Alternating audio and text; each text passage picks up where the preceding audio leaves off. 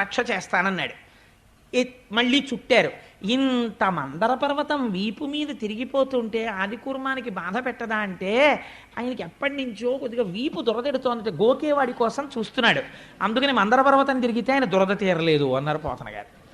ఎంత గమ్మత్తుగా చెప్తారో చూడండి. ఆ మందర పర్వతాన్ని పెట్టి మళ్ళీ పావును చుట్టారు.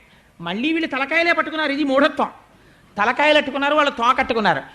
మళ్ళీ మొదలెట్టండి అన్నారు. మళ్ళీ ఇద్దరు మళ్ళీ మొదలుపెట్టారు. ఈసారి మళ్ళీ సంతోషం ఎక్కువైపోయింది. ఎందుకంటే ఇప్పుడు ఇంక టాలెంట్ ఎక్కర్లేదు, కింద ఆదికూర్మ ఉంది, మందరగిరిని తిప్పేస్తే చాలు. ఎంత సంతోషం వచ్చేసిందో. వచ్చేసి పెద్ద పెద్ద అరుపులు మొదలెట్టారు.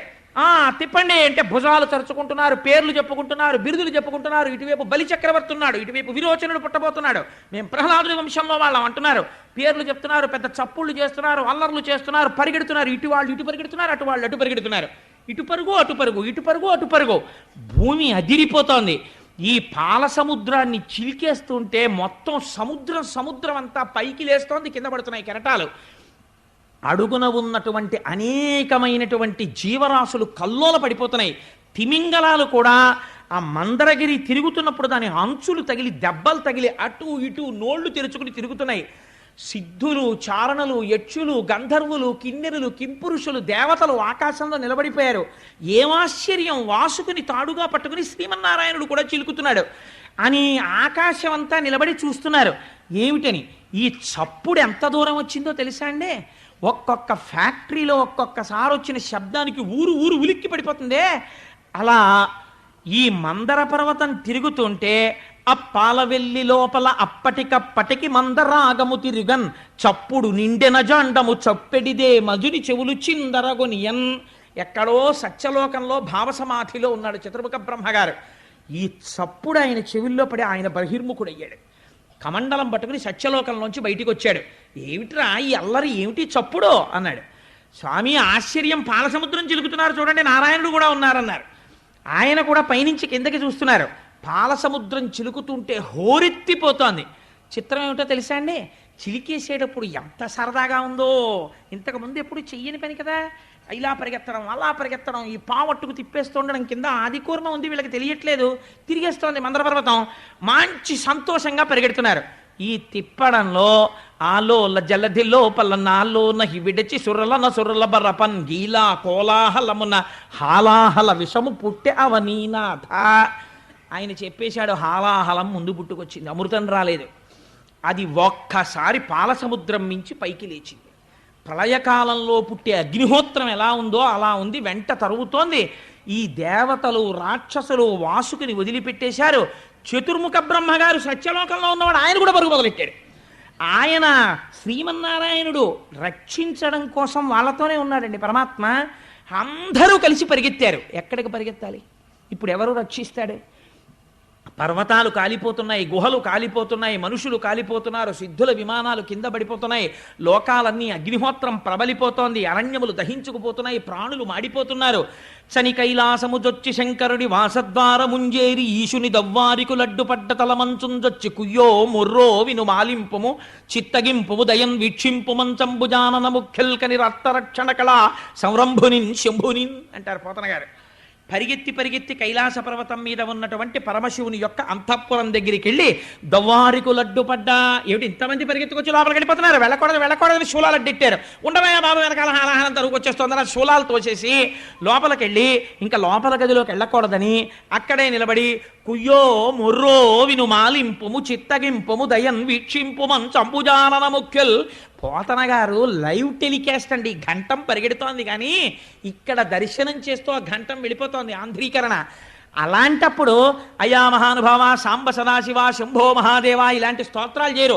ఓయమ్మో వచ్చేస్తోంది అగ్నిహోత్రం, బాబోయ్ స్వామి రండే రండే అంటారు. అందుని కుయ్యో మొర్రో తెలుగు మాటలు యథాతథంగా వేశారు పోతన గారు.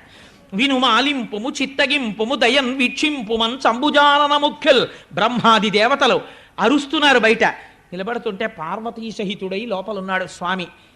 విన్నాడు, అయ్యో ఏదో ఆపదొచ్చినట్లుంది పార్వతి అని గబగబ బయటకు వచ్చేసాడు స్వామి. వాళ్ళు వచ్చేసారు. ఇప్పుడు కూర్చోండి కూర్చోండి కూర్చోండి, లోపల నుంచి కుర్చీలు పట్టరా, చాలా మంది వచ్చేసారు. లేకపోతే అలా సప్లై ఆఫీస్కి వెళ్ళి 4 కుర్చీలు అట్రా, లేకపోతే నా తపశ్శక్తితో 4 మంటపాలు నిర్మిస్తాను అనరు. ముందు వాళ్ళందరూ ఇలా చెమటలు తుడిచేసుకుని, బాబాయ్ బాబాయ్ స్వామి వచ్చారు, చెప్పండి చెప్పండి అన్నారు. ఏమొచ్చిందిరా మీ అందరికీ, ఏమైంది అన్నాడు స్వామి. అంటే వీళ్ళకి మాత్రం ఇంకా లౌకిక బుద్ధి పోలేదు. ఎంత తెలివితేటలుగా మాట్లాడతారో చూడండి. స్వామి పాలసముద్రం చిలికాం, ఎప్పుడూ బతికుండిపోదామని, అందులోంచి హాలాహలం వచ్చింది, మీరు బుచ్చేసుకోండి అంటే కోపడతాడేమోనని. మరి ఆయన అంటే మాటలేంటి, జగత పితరౌ వందే పార్వతీ పరమేశ్వరౌ, మొత్తం విశ్వానికి తండ్రి. అందుకని ఆయన దగ్గరికి వెళ్ళి, భూతేశ భూతాత్మ భూతభావన రూప దేవమహాదేవ దేవవంద్య, ఈ లోకములకెల్ల ఈశ్వరుండవు నీవు, బంధమోక్షములకు ప్రభుడవీవు, శక్తియుతుడవీవు, శబ్దయోనివీవు, జగదంతరత్నవీవు, ప్రాణమరయ అఖిలమునకును. అందుకని స్వామి నువ్వు అటువంటి వాడివి. అగ్నిముఖంబు పరాపరాత్మకమాత్మ కాలంబుగతి రత్నగర్భపదము శ్వశనంబు నీ యూర్పు రసన జలేషుండు, దిశలు కర్ణంబులు దివము నాభి సూర్యుండు కన్నులు, శుక్లంబు సలిలంబు జఠరంబు జలతులు చెదలు శిరము, సర్వౌషధులు రోమచయము, శల్యంబులద్రులు మానసమృతకరుండు, ఛందములు ధాతువులు ధర్మసమితి హృదయము, ఆస్య పంచకముపనిషదాహ్వయంబు అయిన నీరూపు సదసత్వమై శివాఖ్యయై స్వయం జ్యోతియ్యొప్పు ఆజ్యమగుచు, సమస్త బ్రహ్మాండములను ఈశ్వర స్వరూపంగా చెప్పేశారు. ఈశ్వర, ఈ విశ్వమంతా నిండి నిబిడీకృతమైనటువంటి వాడివి నువ్వే, నువ్వు తండ్రివి. మేము చెయ్యకూడనటువంటి పని ఒకటి చేశాం. భుజశక్తిన్, ఒంటికి తీట ఉంది కదా అని ఎవరిని ముందు ప్రార్థన చేసి మొదలు పెట్టాలో, ఇంట్లో ఏదైనా ఒక మంచి కార్యం చేస్తుంటే ఒక సంప్రదాయం ఉంటుంది. ముందు తన తల్లిదండ్రులకు నమస్కారం చేసి, అందుకే బట్టలు పెట్టి పీటల మీద కూర్చుంటారు. ఆ జగత పితరౌ వందే పార్వతీ పరమేశ్వరౌ, వాళ్ళకి నమస్కరించలేదు, నేర్పాలి పాఠం అనుకున్నాడు స్వామి వీళ్ళకి. అందుకని ఏమైంది, ఇప్పుడు వెళ్ళి చెప్తున్నారు, భుజశక్తిన్ వెళ్ళి ఆ మందర పర్వతాన్ని పెట్టి చిలికితే అమృతం రాలేదు, హాలాహలంబు జనించే, ఏరి కలంఘమై భవనంబు కోలాహలంబు చేసి చిచ్చు లాగమంగుని, ప్రాణి సందోహమున్ బ్రతికింపవేదయ దొంగిలింపకనీశ్వర. స్వామి, హాలాహలం బుట్టి లోకాల్ని కాల్చేస్తోంది, అది నువ్వు ఏమనుకోకు, ఇలా అన్నామని నువ్వు బుచ్చేసుకో స్వామి అన్నారు. అని పైగా ఓ మాట చెప్పారు, 3 లోకములకు 3 కాలములకు 3 మూర్తులకును మూలమగుచు, నువ్వే భూత భవిష్యత్ వర్తమాన కాలముల రూపంలో ఉంటావు, నువ్వే బ్రహ్మ విష్ణు మహేశ్వరుల రూపంలో ఉంటావు, నువ్వే సృష్టికర్త స్థితికర్త ప్రళయకర్త రూపంలో ఉంటావు. అందుకని మూడింటికి ఆధారమైనటువంటి మూలపురుషుడు కనుక ఈశ్వర నువ్వు పుచ్చేసుకో. లంపటము నివారింపను సంపద కృప చేయ జయము సంపాదింపన్, చంపెడి వారి వధింపను సోంపారగ నీక చెల్లు సోమార్థధరా. ఈశ్వర, లంపటము నివారింపను, జ్ఞానం కలగాలంటే మనంత మనకి కలదు, శివానుగ్రహం ఉండాలి, ఉంటేనే లంపటం తొలగుతుంది.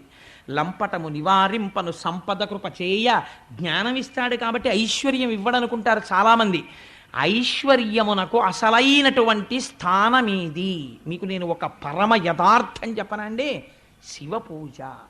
లక్ష్మీ కటాక్షం ఎక్కడి నుంచి వస్తుందంటే శివ పూజలోంచే వస్తుంది. మారేడు దళాన్ని శివలింగం మీద పడితే వెనకాల ఉన్నటువంటి ఈన శివలింగానికి తగిలిందా, వెంటనే ఐశ్వర్యం వచ్చేస్తుంది. మారేడు దళం బోర్లా పడిందా, జ్ఞానం వస్తుంది. రెండూ కూడా ఫలితాలని ఇచ్చేస్తాయి. అందుకే శంకరుడి దగ్గరికి వెళ్ళి మారేడు దళంతో చేసేటప్పుడు కొన్ని నామాలు చెప్తారు. ఓం నిధనపతయే నమః, ఓం నిధనపతాంతికాయ నమః, ఓం ఊర్ధ్వాయ నమః, ఓం ఊర్ధ్వలింగాయ నమః, ఓం హిరణ్యాయ నమః, ఓం హిరణ్యలింగాయ నమః, ఓం దివ్యాయ నమః, ఓం దివ్యలింగాయ నమః అంటూ ఆ దళాలు వేస్తారు. త్రిదళం త్రిగుణాకారం త్రినేత్రం త్రియాయుధం త్రిజన్మ పాప సంహారం ఏకబిల్వం శివార్పణం అంటూను. అందుకని వాళ్ళు ఇప్పుడు మారేడు దళాలతో పూజ చేసేస్తున్నారు మూడింకి గురించి చెప్తూ. అందుకని 3 మూర్తులకును 3 లోకములకు 3 కాలములకు మూలమగుచు భేదమగుచు తుదిక భేదమయ్యొప్పారు బ్రహ్మమనగ నీవే పాలనయన. నీ అనుగ్రహం లేనంత కాలం మనిషి ఎంతసేపు నేను విష్ణు భక్తుండని శివుణ్ణి ద్వేషించడమో, శివభక్తుండని విష్ణువుని ద్వేషించడమో చేస్తాడు. ఎప్పుడు శివానుగ్రహం కలుగుతుందో అప్పుడు ఉన్నవి 3 లేవు, ఒక్కటే ఉంది, 3గా కనపడుతోందని జ్ఞానం వస్తుంది. అందుకని పాలనయన, 3వ కన్నున్నవాడా నువ్వు ఆ జ్ఞానం ఇవ్వాలి. ఈశ్వర, నువ్వు మాత్రమే మమ్మల్ని రక్షించాలి, ఈ హాలాహలాన్ని నువ్వు పుచ్చుకో అన్నారు. అందుకని శంకరుణ్ణి లోకములకు తండ్రి అని పిలిచారు. తండ్రికి ఒక లక్షణం ఉంటుంది. కొడుకు ఐశ్వర్యం ఉన్నప్పుడు తండ్రి గుర్తు రాకపోవచ్చు కొడుక్కి, కానీ తండ్రికి కొడుకు ఎప్పుడు జ్ఞాపకం ఉంటాడో తెలుసా అండి? కొడుకు సుఖపడితే తండ్రి తాను సుఖపడకపోయినా ఆనందిస్తాడు. వాడు ఏసీలో ఉన్నాడు, వాడు కారులో ఉన్నాడు, వాడు సంతోషంగా ఉన్నాడు, వాడు ఆరోగ్యంగా ఉన్నాడంటే ఇక్కడ తండ్రి ఓ పెంకుటింట్లో ఉన్నా, ఓ డాబా ఇంట్లో ఉన్నా, పోన్లే నా కొడుకులు సుఖంగా ఉన్నారు, నా కోడళ్ళు సుఖంగా ఉన్నారు, నా కూతుళ్ళు సుఖంగా ఉన్నారు, అల్లుళ్ళు సుఖంగా ఉన్నారు అంటాడు. కొడుక్కి ఆపదొచ్చి తనకి ఆరోగ్యంగా ఉన్నా సరే వెంటనే కళ్ళంబట నీళ్లు పెట్టుకుని నా కొడుక్కి అయ్యో ఆపదొచ్చిందని ఒక్కనాడు తన దగ్గరికి రాని వాడి దగ్గరికి తాను పరిగెడతాడు. తండ్రికి ఈ లక్షణం ఉంటుంది, కొడుకు సంతోషంగా ఉండాలని కోరుకుంటాడు. ఇది తండ్రి అయినటువంటి శంకరుడు ఎందుకు చూపిస్తున్నారు పోతన గారు. ఎవరికీ అక్కర్లేని హలాహలాన్ని శంకరుడు పుచ్చుకుంటే మరి ఆయనకి రాదండి ప్రమాదం. ఇప్పుడు ఆయనకి ప్రమాదం వస్తే బాధపడే వాళ్ళు ప్రపంచం మొత్తం మీద ఎవరు కనపడుతున్నారు చెప్పండి నాకు? ఒక్క పార్వతీదేవే కనపడుతోంది. మిగిలిన వాళ్ళందరూ అయ్యా మీరు బుచ్చేసుకోండి, మీరు బుచ్చేసుకోండి, మీరు బుచ్చేసుకోండి అనేవాళ్ళే. నాన్నగారు మీరు విఆర్ఎస్ పెట్టేసేయండి, నాన్నగారు మీరు ఎలాగో అలా విఆర్ఎస్ పెట్టేస్తే కొంత వస్తుంది కదా, డబ్బులు పట్టుకుని నేను అమెరికా వెళ్ళిపోతాను, అమెరికా వెళ్ళిపోయి సెటిల్ అయిపోయిన తర్వాత నెలకి 3 లక్షలు వచ్చేస్తుంది నాకు, ఒక్క 5 ఏళ్ళు చేశానా నాన్నగారండి మీకు పాలరాతి భవనం కట్టేస్తాను, 5 కార్లు కొంటానంటాడు. ఎవరు నమ్మాడు? తండ్రిని కొడుకులును కోడళ్ళు ఇలా అడుగుతుంటే అమ్మో ఈయన వృద్ధాప్యం ఎలా విడుతుందో ఏమిటో అని బెంగ పెట్టుకుని ఇది వింటూ ఉండేది భార్య ఒక్కతే. ఈ నిర్ణయం చెప్పేటప్పుడు ఆయన మాత్రం ఆవిడ దగ్గరికి వెళ్ళి ఏమే ఇలా అడుగుతున్నారు చైనా అన్న మాట అడుగుతాడు ఆవిడ్ని.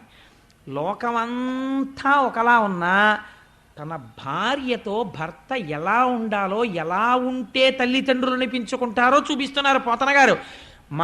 నేనండి మా ఆవిడికేం చెప్పను, నేనే చేస్తాను అన్నీని అన్నవాడు ధూర్తుడు. భార్యకి చెప్పాలి, అది గౌరవం. నీ జీవిత భాగస్వామి, నీ ఆత్మ, నీ ఊపిరి.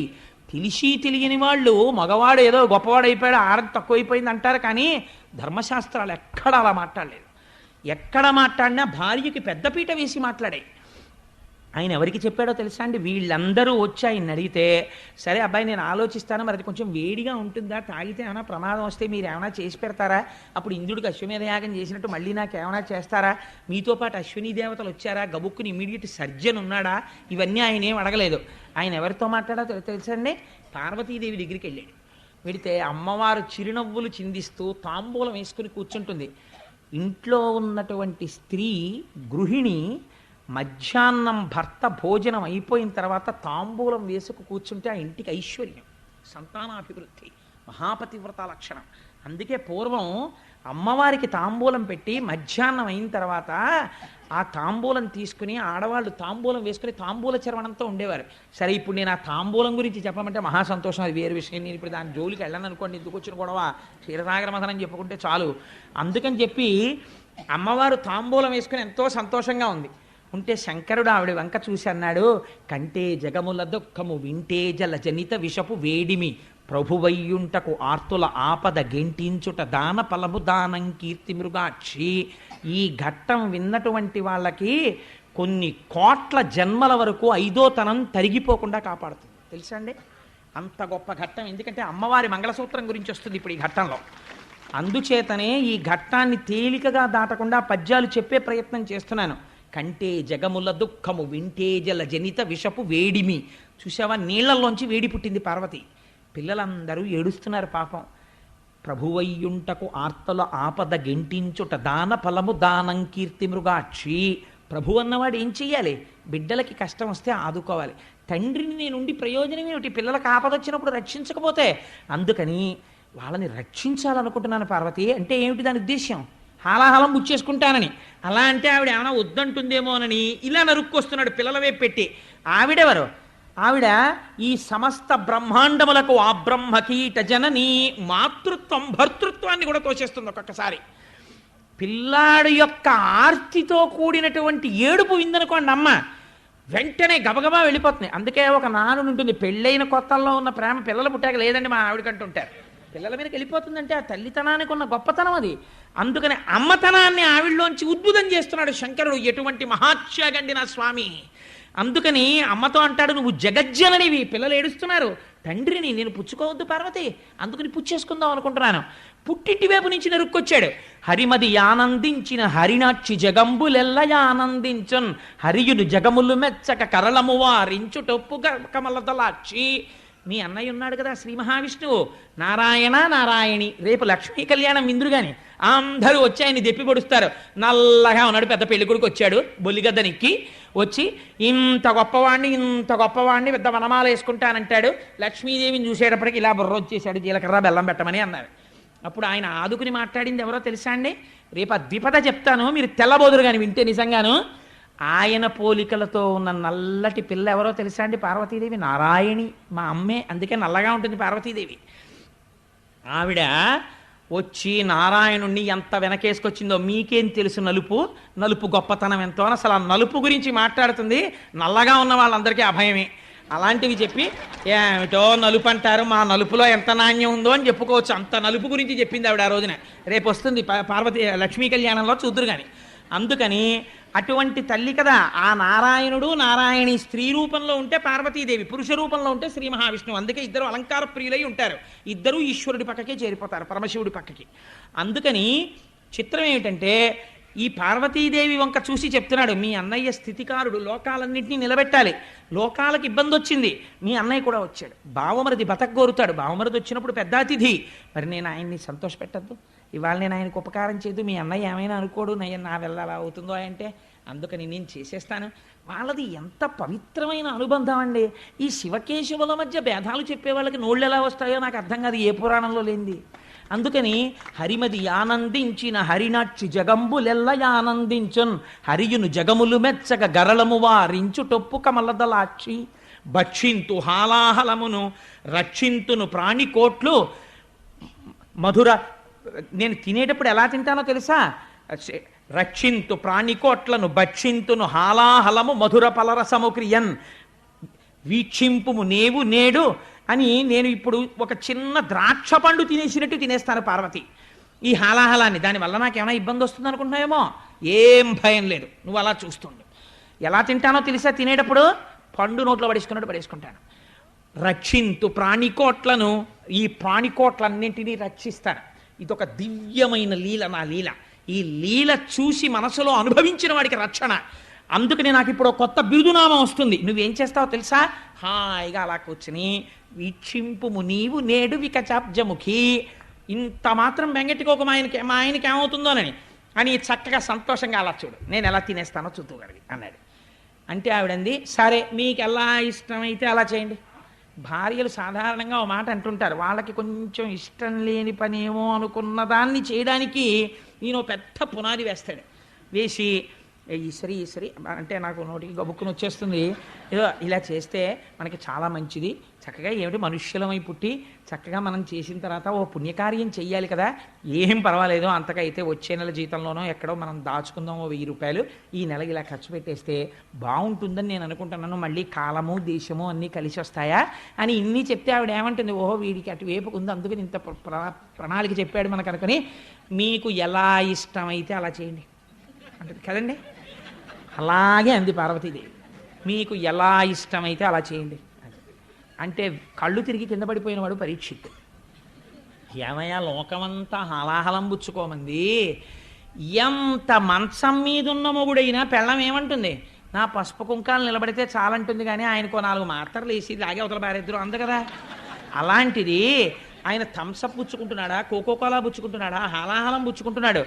ఆవిడ చూస్తే లోకములకంతటికీ పెద్ద ఇల్లాలు, పెద్దింటమ్మ అని పేరు, పసుపు కుంకాలకి సంబంధించిన విషయం, భర్తని హాలాహలం పుచ్చుకోమని ఎలా ఒప్పుకుందయ్యా పార్వతీదేవి అన్నాడు. అంటే పోతన గారు, వ్యాస భగవానుడు వీళ్ళందరూ పరవశించి చెప్పుకున్న పద్యం మీకు చెప్పాను కదా. పోతన గారు ఏదైనా గొప్పది చెప్పవలసి వస్తే చిన్న పద్యంలో చెప్తారు. పోతన గారు అన్నారు, పార్వతీదేవి శంకరుణ్ణి హాలాహలం పుచ్చేసుకో అని ఎందుకు అనగలిగిందో తెలుసా? మృంగెడివాడు విభుండని మృంగెడిది యుగరళమనియు మేలని ప్రజకున్ మింగమని సర్వమంగళ మంగళ సూత్రము నెంతమది నమ్మినదో. ఆవిడ శంకరుడు విషం తాగుతున్నాడని తెలుసు, విషం తాగితే ప్రమాదమని తెలుసు, తాగుతున్నవాడు తన భర్తని తెలుసు, అయినా తాగమంది. ఎందుకందో తెలుసా? ఆవిడ సర్వమంగళ. ఆవిడ సర్వమంగళయ్యి ఆవిడ మెడలో మంగళసూత్రం ఉండగా శంకరుడికి ఇబ్బంది ఎందుకు వస్తుందయా? తాగేయమంది. తన మెడలో ఉన్న మంగళసూత్రమును సర్వమంగళ అన్న దేవత ఉన్నది.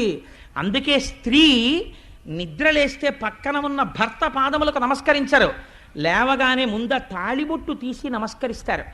అలా నమస్కరించగలిగినటువంటి స్త్రీల వలన ఈ దేశానికి ప్రపంచవ్యాప్తంగా గౌరవం వచ్చింది.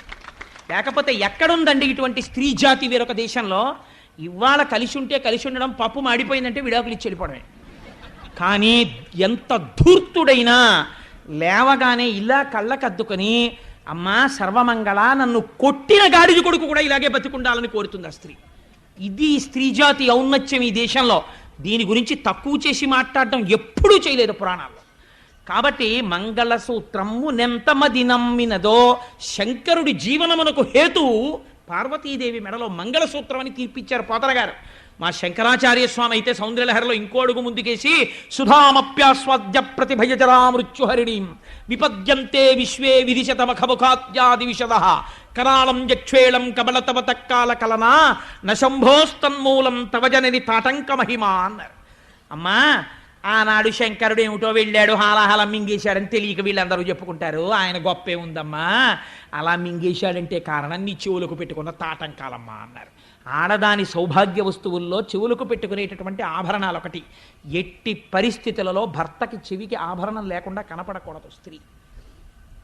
ఏ కారణం చేతనైనా తాటంకములను తీయవలసి వస్తే ఏవి పడితే అవి చెవిలో పెట్టుకుని ఉండడానికి వీలు లేదు. అది గండకాలమైతే భర్తకి తీసుకొచ్చేస్తుంది మృత్యువుని. ఏవి పెట్టుకోవాలి? 4 తాటాకులు తెప్పించుకుని చీల్చుకుని, అందుకే అమ్మవారికి సౌభాగ్యదాయిని అని పేరు. ప్రపంచంలో 8 ఉన్నాయి సౌభాగ్య వస్తువులు. వీటిని కాలితో తంతే లక్ష్మీదేవి వెళ్ళిపోతుంది. అందులో ఉప్పు ఒకటి. అందుకే ఉప్పొద్దు అని కానీ ఉప్పు తగ్గిందని కానీ భోజనం దగ్గర అనరు. భోజనం అయిపోయిన తర్వాత చెప్తారు ఉప్పు తగ్గిందని. అందుకే ఉప్పు తగ్గిందని ఉప్పు లేదని అనకూడదు కాబట్టి ఉప్పు చివర వేసి వదిలేస్తారు. తప్పించి ఉప్పు అంత మంగళ వస్తువు తెలుసా అండి. అందుచేత ఉప్పు, పెరుగు, అనుములు, తాటి చెట్టు ఇలా కొన్ని ఉన్నాయి. ఆ తాటాకు యందు అమ్మవారి తత్వం ఉంటుంది, సౌభాగ్య వస్తువు. అందుకే తాటంక మహిమ అంటారు. అసలు అప్పుడప్పుడు చెవులో తాటాకు పెట్టుకుంటూ ఉండాలి. పూర్వం తాటాకే పెట్టుకునేవారట, అందుకే తాటంక మహిమ అంటారు. తాళి అన్నది కూడా తాళ. పూర్వం తాటాకు కట్టించేవారు మంగళసూత్రంలో. నాకు అప్పుడప్పుడు కోరిక అనిపిస్తూ ఉంటుంది, ఉన్నది ఒక్కతే కూతురు కదా, కొడుకును. అందుకని నా కూతురు పెళ్లికి వీలైతే మగపెళ్లివారు అంగీకరిస్తే మంగళసూత్రంలో తాటాకు కూడా కట్టిద్దాం అనుకుంటుంటాను.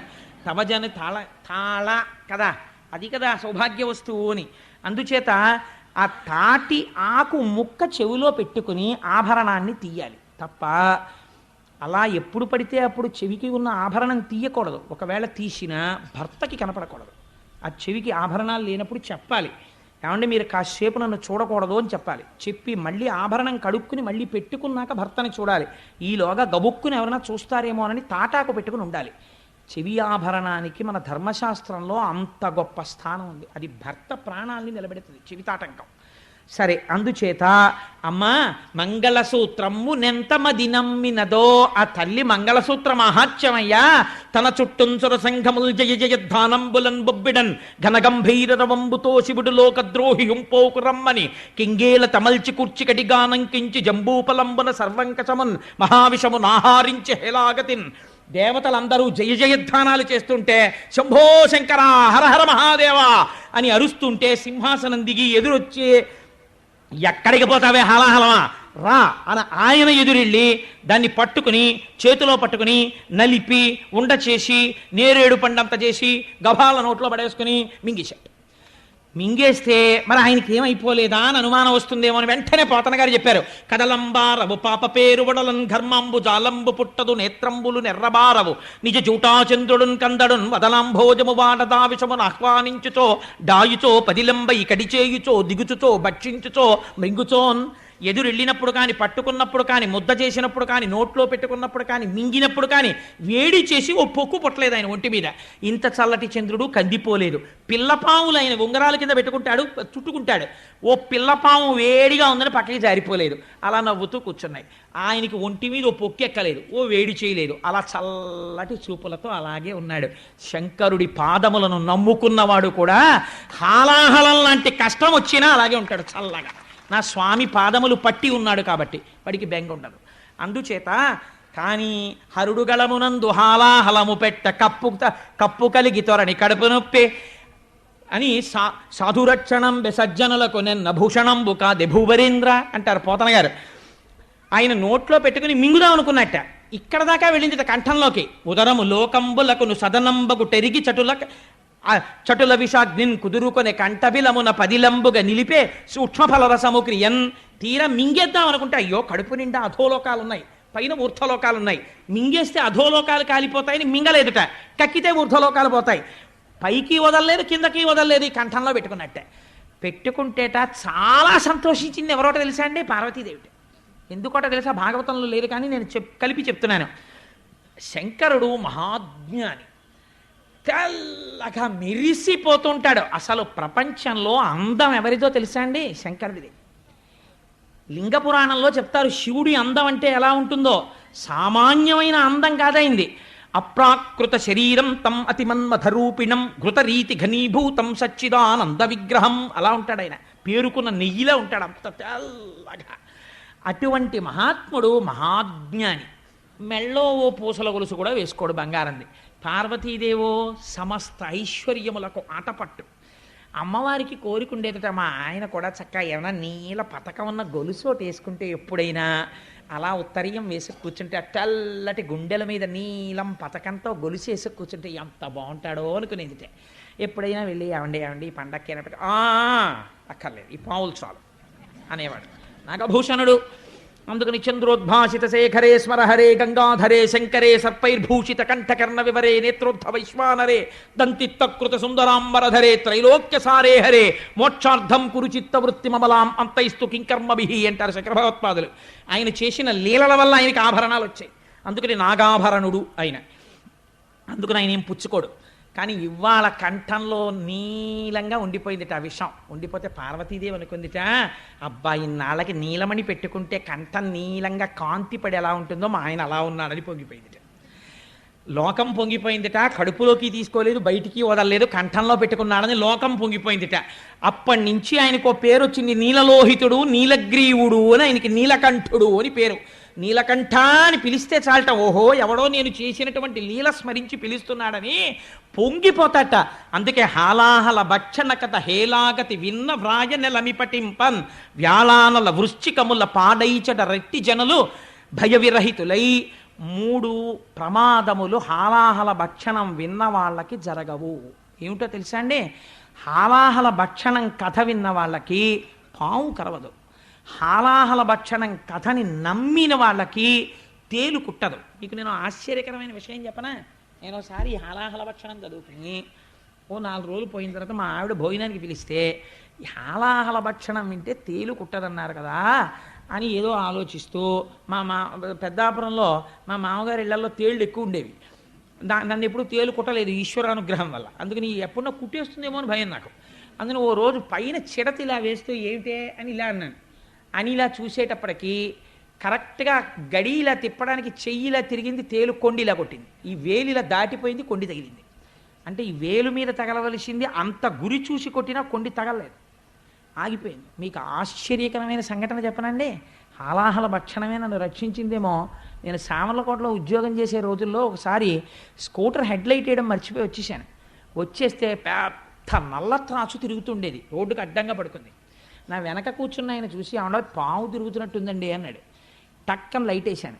లైట్ వేస్తే ఎదురుగుండా పాము. నా ప్రమేయం లేకుండా బ్రేక్ తొక్కేసింది కాలు, స్కూటర్ ఆగిపోయింది. స్కూటర్కు దరిద్రం ఉంటుంది, కాలు తీస్తే బ్రేక్ మించి ఎడంకాలు ఎత్తి స్కూటర్ మీద పెట్టుకుని ఉండడానికి ఉండదు, ఎందుకంటే ఓ కాలు కింద పెట్టి ఉండాలి. ఇలా ఉన్న పాము ఇలా వెనక్కి వచ్చింది తల. అప్పటికి దాని తోకటి ఉంది పొదల్లోకి, ఇలా పడగెత్తింది హెడ్లైట్ కాంతిలో. నిజంగా నాకు ఇప్పటికీ మనస్సులో ఉంటుంది ఆ పడగ. మెరిసిపోతూ నాలుకలు రెండు ఇలా బయటికి వస్తూ ఎర్రగా ఇలా ఇలా ఇలా ఇలా తిప్పింది తల. అక్కడే ఉంది నా పాదం, ఎడం పాదం కింద. అది ఆ రోజు కొట్టాలనుకుంటే ఒక్క క్షణం బండి టక్ టక్ టక్ టక్ టక్ టక్ టక్ టక్లాడుతూ చిమ్మ చీకట్లో అలా నిలబడి ఉన్నాను. వెనకాల ఆయన గుండెలు ఆగిపోయి రెండు కాళ్ళు పైకెత్తేసుకుని ఆయన కూర్చున్నాడు. అది ఇలా ఇలా చూసి ఏమనుకుందో, వీడిని నేను చంపకూడదు అనుకుందో ఏమో, తలొంచుకుని మళ్ళీ ఇటు తిరిగి పొదలోకి వెళ్ళిపోయింది. అది వెళ్ళిపోవడానికి 1/2 నిమిషం టైం పట్టిందని అంత శరీరం. ఆనాడు పాము కరవకుండా నన్ను రక్షించిన వాడు నా స్వామి తప్ప ఎవరు రక్షించగలరు? ఈశ్వరుడు రక్షించాడు. ఆ పూనికతో ఆ భక్తితో చెప్పుకున్నాను తప్ప ఎప్పుడైనా పురాణం చెప్పుకుంటే నేను ఇతర కోరికలతో చెప్పుకోలేదు. అట్లాంటి సంఘటనలే నాకు భగవంతుడి పట్ల కృతజ్ఞతని పెంచాయి. కాబట్టి వ్యాళానల వృశ్చికముల పాడైచర రెట్టి జనులు భయ విరహితులై అగ్నిహోత్రంలో కాలిపోయే ప్రమాదాలు రావు. అందుకే ఎప్పుడైనా ప్రమాదాలు ముంచుకొస్తే ఒక మాట చెప్తారు, పోనీ కనీసం చదవడం రాకపోతే ఇలాంటివి హాలాహల భక్షణ కథ. అందుకే ఇలాంటి వాటిని ఏం చేస్తారో తెలుసా అండి, బాగా దీర్ఘంగా చెప్పరు. ఇది ఒక కాగితం పట్టుకుని మీకేమీ రాకపోయినా ఇక్కడ ఉన్నది ఇక్కడ రాసిస్తే చాలు. అగ్నిహోత్రం వలన ప్రమాదం వస్తోందని జాతకంలో ఉంటే ఇది రాస్తే ఏ వేలో కొద్దిగా కాలు వదిలేస్తుంది. అంతంత శక్తులు ఇటువంటి లీలలయందు ఉన్నాయి. అది క్షీరసాగర మథనంలో ఆవిష్కరించి వ్యాసభగవానుడు ఫలశ్రుతి చెప్పారు. ఆనాడు స్వామి హలాహలాన్ని పుచ్చేసుకున్నారు. దేవతలందరూ సంతోషించారు. మళ్ళీ బయలుదేరారు. ఆనందంతో మళ్ళీ పాలసముద్రం దగ్గరికి వెళ్ళిపోయారు. అమ్మయ్యా, మొత్తానికి హాలాహల భక్షణం అయిపోయింది. ఈ పుణ్యమాని పార్వతీ పరమేశ్వరులు ఇద్దరినీ చూసేశాం. చిత్రం ఏమిటో తెలుసా అండి, అగ్రపూజ అని ముందు పెద్దవాడికి నమస్కారం చేసి అప్పుడు మొదలు పెడతారు ఏ పూజ అయినా. తప్ప మామూలుగా మొదలు పెట్టకూడదు. ఒక పెద్ద ఆయన్ని ఎవరినో పిలిచి ఆయనకు నమస్కారం పెట్టి మొదలెడతారు. మొదలెడితే ఏమవుతుందో తెలుసా అండి, విఘ్నం రాదు. ఆయన ఒక ఆశీర్వచనం చేస్తాడు. ఆ ఆశీర్వచన బలం కాపాడేస్తుంది. కాబట్టి అందుకే పెళ్లిలో అంతమంది పెద్దలకి నమస్కారం పెట్టిస్తారు. అది జీవన యాత్ర. అన్నాళ్ళు కలిసి ఉండాలి. పెద్దలకి నమస్కారాలు పెట్టి అక్షతలు వేయిస్తారు. కానీ ఇవాళ మన దౌర్భాగ్యం ఏమైపోయిందంటే వాడు బూట్లు వేసుకొని నమస్కారం పెడతాడు. యువతల వాడు ఆశీర్వచనం ఎలా చేస్తాడు? కాబట్టి ఏదో పాపం పోన్లే, వీడి అజ్ఞానము క్షమించబడుగాక అనో అక్షత ఇయ్యాలి తప్ప ఆశీర్వచనం చేయడం ఎలా కుదురుతుంది? చెప్పులు వేసుకుని నమస్కారం పెట్టేవాడికి ఆశీర్వచనం ఏమిటి? బూట్లు వేసుకుని నమస్కారం పెట్టేవాడికి. అందుకని వాడికి ఆశీర్వచనం చేయడం కుదరదు. వాడు అహంకారంతో ఉన్నాడు. నువ్వు మహాత్యాగివైతే ఏమో, అయితే కనీస మర్యాద ఏది? కనీస సంస్కారం ఏది? మర్యాద నేర్చుకోవాలి, ప్రయత్నపూర్వకంగా సంస్కారం నేర్చుకోవాలి. ఇది నిన్ను కాపాడేది. కాబట్టి వీళ్ళు మళ్ళీ శ్రీమన్నారాయణుడు చెప్పాడు కదా, మనందరికీ కూడా ముందు హాలాహలం వస్తుంది, బెంగ పెట్టుకోవద్దు, మనం మళ్ళీ వెళ్ళి క్షీరసాగరాన్ని మధించాలన్నాడు. అందుకని అందరూ బయలుదేరి ఇప్పుడు మళ్ళీ వాసుకుని చుట్టి మళ్ళీ క్షీరసాగర మదనం మొదలుపెట్టి ఉత్సాహంగా, ప్రమాదం వెళ్ళిపోయింది కదా, ఇంకా హాలాహలం వచ్చేసింది, ఇంకా ఏవో వస్తువులు వస్తాయన్నాడు ఆయన. ఓ మాట చెప్పాడు, హాలాహలం వచ్చినప్పుడు భయపడకండి, మళ్ళీ చెప్పండి, కానీ మంచి మంచి వస్తువులు వస్తాయి రే, కానీ వాటి మీద దృష్టి పెట్టుకోకండి అన్నాడు. అవి ఏమిటో చూడాలనుంది, ఇవేమిటో చాలా మంచివి మన దృష్టి లాగేస్తాయన్నాడు, కానీ అడగద్దన్నాడు. కానీ అసలు అవి ఏమిటో చూద్దాం, ఒక్కొక్కటి వస్తాయని సంతోషంగా తిప్పేస్తున్నారు పాలసముద్రం వంక చూస్తూ. హలాహలం రావడం చూశారు కదా, కాబట్టి ఇప్పుడు కూడా అలాగే వస్తుంది అక్కడి నుంచి అని తిప్పుతున్నారు. తిప్పుతుంటే ఆ ఆనంద సమయంలో అగ్నిహోత్రియనుచు ఆసురభిని దేవమునులు పుచ్చికొని రిమునిరింగి విభుద సంఘములకు వెర్రవుతో ఆధ్వర హవులు పెట్టు కొరకు అవనినాథ. మొట్టమొదట అందులోంచి సురభి కామధేనువు పైకొచ్చింది. ఆ పైకి వచ్చేటప్పుడు మొట్టమొదట వీపు, కొమ్ములు, తల, పృష్ఠభాగం, ఆ అందమైనటువంటి శరీరం, దాని 4 పాదములు, తోక, ఆ కన్నులు, ఆ ముట్టె, ఆ తల కనపడేటట్టుగా కామధేను వచ్చి నిలబడింది. అది కామధేనువు కోరికున్న కోరికలు తీరుస్తుంది. అందరూ నిలబడి నమస్కారం చేశారు ఆ కామధేనువుకి. ఇది విన్నంత మాత్రం చేత శక్తివంతం. ఆ కామధేనువుకి నమస్కరిస్తే దేవమునులు అన్నారు, మహర్షులు, వీళ్ళకి లౌకికమైన కోరికలు ఉండవు. ఇంకా దాన్ని తీసుకొచ్చి పెరట్లో పెట్టేస్తమానం ఓ కప్పు కాఫీ ఇచ్చే, ఓ కప్పు టీ ఇచ్చే అంటూ ఉండరు. ఈ పాలతో మేము హవిస్సులు అర్పిస్తాం అన్నారు. ఎందుకు ఇస్తారు హవిస్సులు? లోక కళ్యాణార్థం. వాళ్ళు దేవమునులు, వాళ్ళకి కోరికలు ఉండవు, వాళ్ళు చెయ్యాలి. అందుకే బ్రాహ్మణుడికి గోదానం చేశారు అంటారు. ఎందుకో తెలుసా అండి, ఆయన ఏం చేస్తాడు? తోడెట్టుకు పెరుగు తినడం, ఆయన ఓ పట్టుకెళ్ళి శివలింగానికి అభిషేకం చేస్తాడు. చేస్తే ఏమవుతుంది? లింగం చల్లబడుతుంది. శివలింగం చల్లబడితే లోకమంతా చల్లగా ఉంటుంది. అందుకే ఆవు పాలు పట్టుకెళ్ళి అయ్యగారికి ఇవ్వండిరా కాశిని అంటుంటారు పెద్దలు. కారణం ఏమిటి? దానివల్ల లోకమునకంతటికీ మేలు చేయించినటువంటి పుణ్యంలో 6వ వంతు తన ఖాతాలో పడిపోతుంది వచ్చి. If you like this video, hit the like button. For more videos, subscribe to our channel. If you have learned anything from this video, comment down below. Subscribe.